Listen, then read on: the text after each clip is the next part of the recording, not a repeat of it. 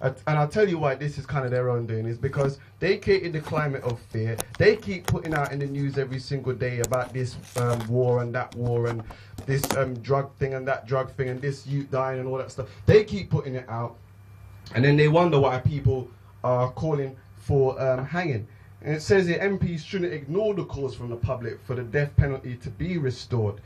And it was said that it would damage democracy to pretend that views on hanging did not exist.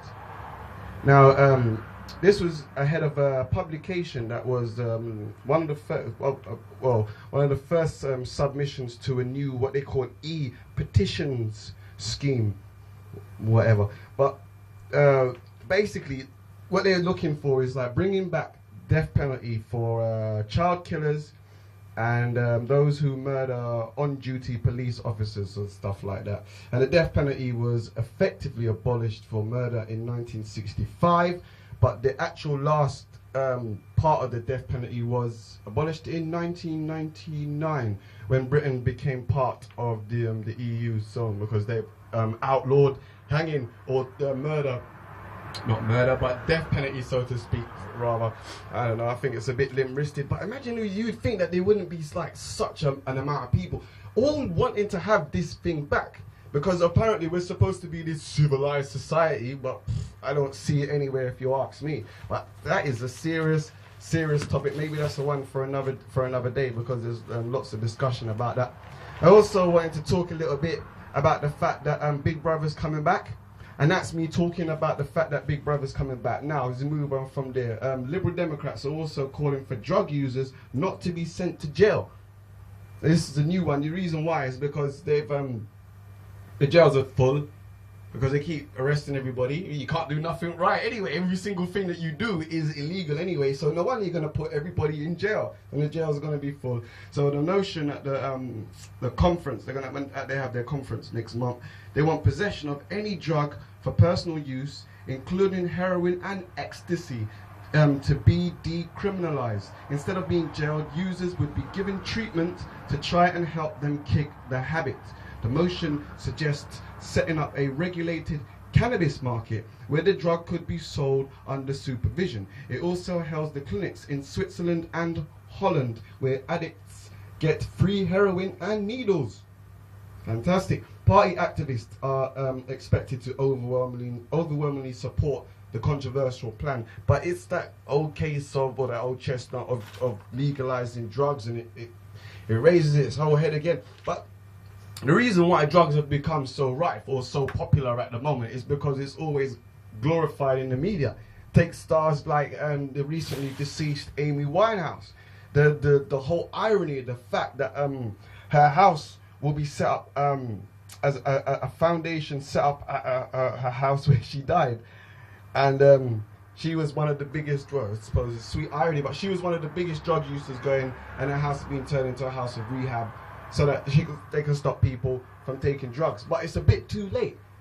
They've already glorified it. It's already been out there. No wonder everybody is, if they're not taking drugs, they're selling drugs. And that's because it's all over the media. It's pumped out there constantly, and in certain genres of music and certain styles and certain attitudes. It's almost cool to be involved in it. Me personally, I don't know. I think marijuana should be legal, but that's just my point. And then the rest of it, well, that's something else. But there's money to be made. There could be a solution that could at least bail everybody out. You think about the money that will come in from the marijuana revenues. Everybody think that we'd all be walking around stoned and nobody would be able to get no work done for 2 weeks. But that wouldn't actually happen. I suppose for the first, the so-called honeymoon period, everybody would be going crazy. But after a while, you get bored. And then once you get bored, it would all die down, and it'd be just like smoking a cigarette, because those are pretty legal and they do just as much, if not more, damage. At least you can get some health benefits from drinking herbal tea, like cannabis tea. They're trying it over in America anyway. And this is supposed to be democracy in action over here in Europe. But the debate won't be had. It's just like the debate with the hanging. It's almost, and it's like the debate with over the whole Euro thing in the first place. We didn't get asked if we wanted to join the Euro, but apparently we've all joined up. We didn't get a chance to have a vote or a referendum because, oh yeah, what was it they said? Yeah, they haven't got the referendum no more. That's been scrapped. Instead, we've got a treaty. So there doesn't need to be a vote on that. So everything is okay.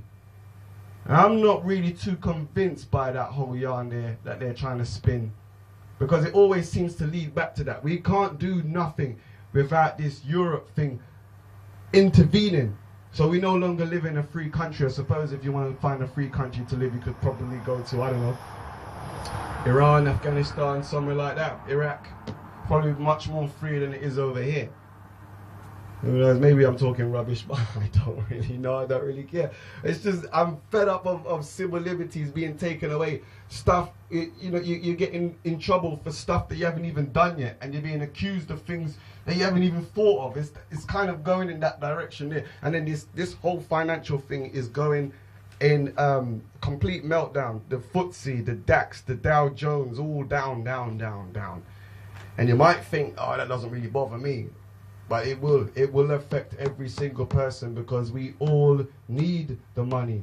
And that's the bad thing about it. That's the only thing that's made people actually wake up and realize what is going on. The fact that their money is low and they are feeling it in their pockets. They're going to work and not making any money. In fact, most of their money is not, if it's not gone in taxes, it will be spent on something with taxes on it. So you're just paying taxes all the days of your life. You probably say about 50% of whatever you make is going on taxes, and that's going to go up, unfortunately. But there was some light at the end of the tunnel, because they're thinking about scrapping the 50p tax for the top earners. So if you're earning over 150 grand a year, they want to scrap that 50p, probably bring it down to 40 or 30. Who knows? But that is their plans there.